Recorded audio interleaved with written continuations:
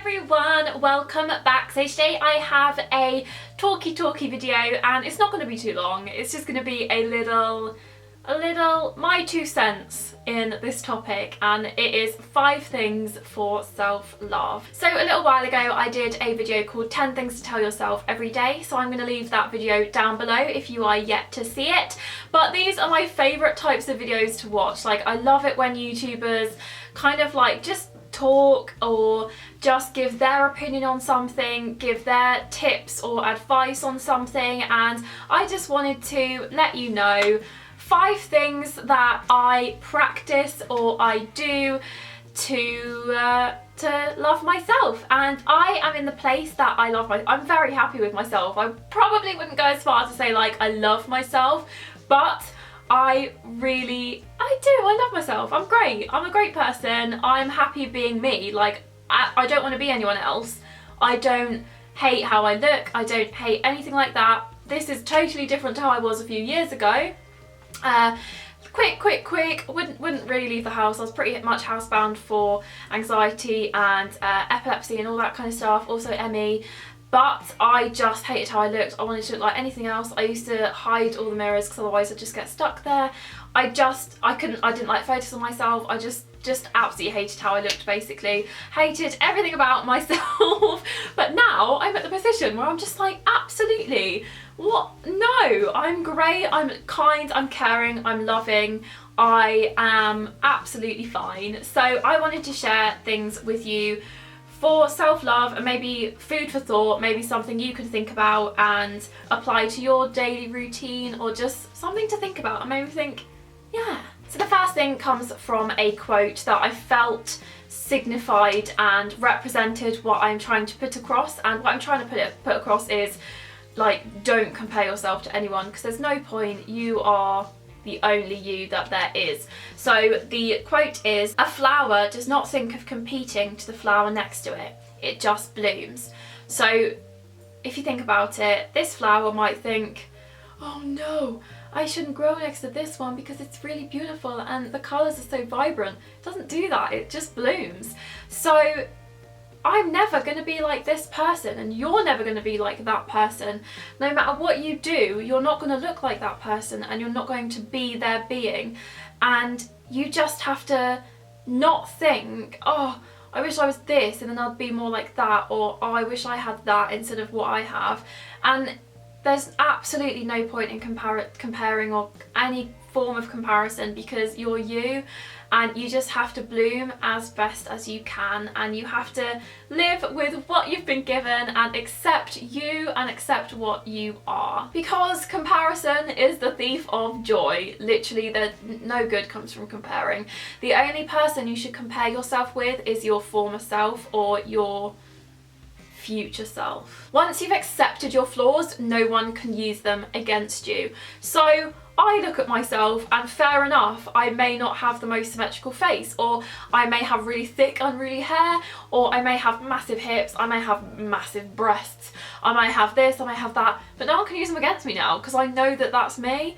And no one can be like, your skin's so pale, you look dead, you should fake tan, because that's absolutely not a criticism. And if you say your boobs are massive, that's not a criticism. If you say, like, you're quite fat, you're overweight, to me that's not a criticism. It shouldn't be a criticism, because that's just how I am. That's how I am, and it's how you are. So accept how you are right now, and then anything that anyone can say to you, no one can use that against you, because you're aware of it. So the next thing is, imagine if we were obsessed with the things we love about ourselves. So I, for one, know that we obsess over our flaws, and something that you obsess over, no one else will probably notice. Like, so many things I say to my sister, I'm like, I hate this. She's like, what? I didn't even know that was a thing, and that kind of thing. But just imagine if we obsessed about the things we loved about ourselves. I know that if you look at a photo of yourself, you immediately, if you don't like your skin, if you think you've got really bad skin, as soon as you look at a photo of yourself, that's the first thing you look at. Oh my god, my skin looks so bad. Delete it, delete it, delete it. Or, oh my gosh, you can't upload that. My eye is droopy. Delete it, delete it, delete it. My thing, I can't even think. My thing was either my hair, like, I'd always be like, oh my god, delete it, my hair looks awful. Now, as you know, I just... I don't even know. There's so many things that we will immediately look at and immediately obsess over, and something that just sticks in our minds that we need to think about, and it's always in our minds. I know that. I know that something you don't like about yourself can always be in your mind. But just give me a minute, rewind, just imagine if in our mind was that you love your skin. So anytime you look at a picture of yourself, you're like, oh my god, wait, let me have a look at my skin. Imagine that. Or imagine that you obsessed over how kind you were yesterday, how helpful you were to someone, instead of thinking, crap, did I act really weird? Was I really mean to that person? Did I stay long enough? Did I talk okay? Did I say the wrong things? Instead of that, think, I spoke really well with that person. I think I made them feel really good about themselves. Or I actually look really good today. Or obsess over the things you love about yourself. So I will say I love my skin. I think that I love being pale. It's a huge reflection of my mum because she's fair skinned. It's a reflection on my sister, she's fair skinned. I think it's stunning. All skin tones are stunning. I am so happy being fair skinned, and I'm so happy in the skin that I'm in. So I should obsess over my skin rather than being like, oh, my hair is messy. Because big deal. No one's going to remember what you didn't like about yourself. No one's going to remember your flaw. No one's going to remember that. They're going to remember, if you touch wood, if you pass away, no one's going to think, nice girl, but she has a really droopy eye. No one's going to say that. They're going to go, oh, like, they're going to think, God, what a lovely personality she had, what a caring person that was. No one is going to think, oh, her hair was a bit of a mess. No one's going to think that, are they? So, and also to the people that do criticise other people, maybe unknowingly or maybe unwillingly, if you do take a step back and if you do think, God, your hair is a bit messy, give it a brush. No, please compliment that person instead. Not one drop of my self-worth depends on your acceptance of me. So no matter if that person doesn't accept you, if you watching, if you don't accept me, that doesn't change my self-worth. It's like, another quote is, your self-worth does not decrease on someone else's ability to see your worth. Wait. Your value does not decrease on someone else's inability to see your worth. That's it. It's just the same as that. Anyone that anyone thinks of you shouldn't decrease your self-worth, shouldn't decrease your self-love, because that person is someone else. It only matters what you think about yourself. And if you don't love yourself, if you don't like yourself, if someone else loves you, that doesn't rescue you from that project of loving yourself. So you may think, oh, I hate myself, but at least this person likes me a bit, or at least this person loves me. That does not, sooner or later, one day that person may walk away, or that person may not be in your life as much anymore, and you then might suddenly think, oh gosh, I'm so unloved.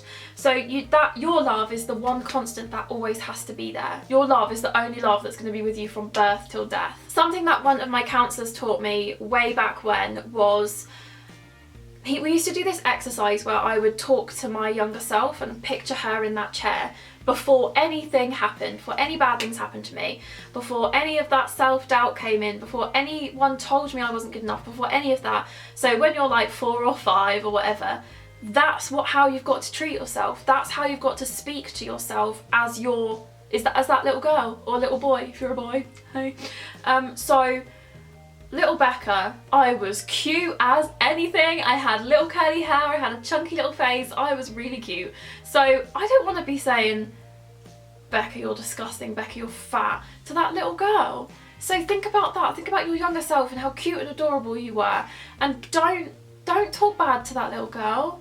That's not what she needs in life, and that's not what you need in life. So I've found this thing and it says, note to self, treat yourself the way you would treat a small child. And in this instance, how you would treat yourself as a small child. Feed yourself healthy food. Make sure you spend time outside. Put yourself to bed early.